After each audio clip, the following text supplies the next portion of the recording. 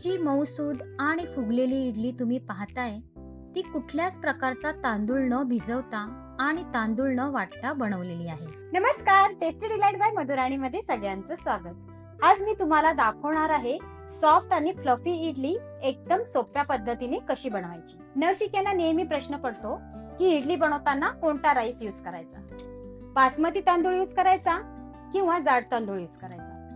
याचा विचार न करता फक्त 2 साहित्यात मऊसूद इडली कशी बनवायची ते आजच्या व्हिडिओमध्ये पाहणार आहोत. तर चला पटकन रेसिपीला सुरुवात करू. आणि हो, एक सांगायची विसरलेच, तुम्ही सबस्क्राईब केलं नाही ना, पटकन सबस्क्राईब करा. आणि आता खरंच रेसिपीला सुरुवात करूया. आपल्याला इथे फक्त 2 साहित्य लागणार आहेत. त्याच्यातील पहिलं साहित्य म्हणजेच उडदाची डाळ. इथे मी 1 वाटी उडीद डाळ घेतली आहे. इथे मी वाटीचं माप घेतलं आहे. तुमच्याकडे कोणत्याही प्रकारचं मेजरमेंट कप असेल त्या कपाने 1 कप डाळ घ्यायची आहे. दुसऱ्या बाउलमध्ये आपण इथे राईस रवा यूज करणार आहोत. 1 वाटी उडीद डाळ घेतली आहे, त्याकरिता आपण 2.5 वाटी तांदळाचा रवा घेणार आहोत. ही 1 वाटी, दुसरी वाटी आणि ही अर्धी वाटी. हे परफेक्ट प्रमाण वापरून इडली करा, तुमची इडली कधीच फसणार नाही. ज्या वाटीने डाळ घेतली आहे त्याच वाटीने राईस रवा घ्यायचा आहे. हा राईस रवा तुम्हाला कोणत्याही ग्रोसरी स्टोअर मध्ये इझिली मिळेल. आता ही डाळ 2 ते 3 पाण्यात स्वच्छ धुवून घेऊया. 2 ते 3 वेळा स्वच्छ धुवून झाल्यावर त्याच्यात भरपूर पाणी घालून डाळ भिजत ठेवायची. त्याचप्रमाणे हा राईस रवा पण 2 ते 3 वेळा धुवून घ्यायचा. राईस रवा धुताना एक काळजी घ्यायची, ती म्हणजे आपण राईस रवा धुताना भरपूर पाणी घेऊन रवा धुवायचा आणि रवा धुवून झाल्यावर सगळा रवा तळाशी बसल्यावरच त्यातील पाणी निथळून काढायचं. तुम्ही जर लगेचच त्याच्यातील पाणी निथळून काढलं तर पाण्याबरोबर राईस रवा सुद्धा वाहून जाणार. राईस रवा 2 ते 3 पाण्यात धुवून घेतलाय, त्याच्यात भरपूर पाणी घालून भिजत ठेवायचं. हे बघा, उडीद डाळ आणि राईस रवा असं वेगवेगळ्या बाउलमध्ये बरोबर 3 ते 4 तास भिजत ठेवायचं. 3 ते 4 तास झालेत. उडीद डाळ आणि रवा भिजत ठेवून आधी आपण ही डाळ मिक्सरमध्ये वाटून घेऊया. मिक्सरला डाळ वाटताना एकदम थोडं पाणी घालून डाळ वाटून घ्यायची. हे बघा, तुम्ही पाहू शकता डाळ वाटून घेतली आहे. असं फ्लफी टेक्स्चर येईपर्यंत डाळ वाटून घ्यायची. आणि डाळ वाटताना थंड पाण्याचा वापर करा, कारण डाळ वाटताना मिक्सरच्या हिटिंगमुळे बॅटर हॉट होऊन इडली सॉफ्ट न बनता कडक होते. हे बॅटर बनवण्यासाठी मला 1/3 कप पाणी लागलंय.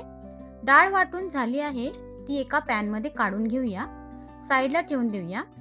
त्यानंतर या भिजत ठेवलेल्या राईस रव्यातील पाणी काढून घेऊया. पुन्हा एकदा सांगते, राईस रवा पूर्णपणे तळाशी बसल्यावरच त्याच्यातील पाणी निथळून काढायचं, नाहीतर पाण्याबरोबर रवा सुद्धा वाहून जाणार. आता या राईस रव्यामधील सगळं पाणी असं स्क्वीज करून काढायचं आणि वाटलेल्या डाळीच्या बॅटरमध्ये टाकायचं. तुम्ही पाहू शकता, आपण राईस रवा वापरल्यामुळे आपल्याला वेगळं तांदूळ वाटण्याची गरज भासत नाही. फक्त डाळ व्यवस्थित वाटली गेली पाहिजे, मग बॅटर मस्त फ्लफी बनतं. रव्यामधील सगळं पाणी काढून सर्व रवा डाळीच्या बॅटरमध्ये टाकून घेतलाय. आता हे सगळं मिक्स करून घ्यायचं. इथे एक टिप सांगते, इडली बनवताना कधीही तांदूळ आणि डाळ सकाळी 9 वाजता भिजत ठेवायची आणि दुपारी 4 वाजता डाळ तांदूळ वाटायला घ्यायची. त्याच्याने काय होतं, बॅटर फर्मेंट व्हायला मदत होते. पावसाळ्यात आणि हिवाळ्यात पीठ लवकर फर्मेंट होत नाही, म्हणून मी हे पीठ ओव्हन मध्ये ठेवणार आहे. ओव्हनची लाईट चालू ठेवायची. लाईटच्या उष्णतेमुळे बॅटर फर्मेंट व्हायला मदत होते. आता हे बॅटर आपण उद्या सकाळी बघूया. दुसऱ्या दिवशी सकाळी आपण हे बॅटर उघडून बघत आहोत. तुम्ही पाहू शकता किती मस्त फर्मेंट झालंय बॅटर. आता त्यात चवीपुरतं मीठ घालून मिक्स करून घेऊया. तुम्ही पाहू शकता किती फ्लफी बॅटर तयार झालंय. इथे मी इडलीची प्लेट घेतली आहे, तिला तेल लावून घेतलंय. तेल लावून झाल्यावर त्याच्यामध्ये बॅटर घालून घेऊया. सर्व इडली पात्रात बॅटर भरून झालंय, ते आता स्टीम करायला ठेवूया. इथे मी स्टीमर मध्ये पाणी उकळायला ठेवलं आहे. त्यात आता हे इडली पात्र ठेवून त्याच्यावर झाकण ठेवून हे बरोबर 15 मिनिटं स्टीम करून घेऊया. 15 मिनिटं झालेत स्टीम करून, पण लगेच झाकण उघडू नका. 5 ते 6 मिनिटं झाकण तसंच ठेवायचं. 5 ते 6 मिनिटांनंतर झाकण उघडून बघूया. तुम्ही पाहू शकता किती मस्त इडली बनून तयार आहे. आता आपण ही काढून घेऊया. इथे मी स्पूनच्या मागच्या बाजूला तेल लावून घेतलंय, त्याच्याने इडली काढून घेऊया. तुम्ही या ठिकाणी नाईफचा यूज करून सुद्धा इडली काढू शकता. तुम्ही पाहू शकता किती मस्त इडली झाली आहे. परफेक्ट स्टीम झाल्यामुळे इडली इडलीच्या पात्राला अजिबात चिकटलेली नाही. आता सर्व इडल्या काढून घेऊया. हे बघा, एक इडली तुम्हाला मी तोडून दाखवते. भरपूर गरम असल्यामुळे मस्त इडलीमधून वाफ निघते. हे बघा किती सॉफ्ट झाली आहे इडली. प्रमाण एकदम व्यवस्थित घ्यायचं आणि डाळ वाटताना एकदम फ्लफी टेक्स्चर आलं पाहिजे, म्हणजे मग इडली मस्त मऊ आणि लुसलुशीत होते. आपल्या इडल्या बनून तयार आहेत. एवढ्या मेजरमेंटमध्ये बरोबर 21 इडल्या बनून तयार होतात. आता आपण इडली सोबत खाण्यासाठी चटणी बनवून घेऊया. इथे मी शेंगदाण्याची चटणी बनवणार आहे, म्हणून अर्धा कप भाजलेले शेंगदाणे घेतले आहेत. त्यात 2 हिरव्या मिरच्या घालूया आणि त्यात पाणी घालून वाटून घेऊया. हे बघा, चटणी वाटून तयार आहे. त्यात चवीपुरतं मीठ घालून मिक्स करूया. यासाठी फोडणी बनवून घेऊया.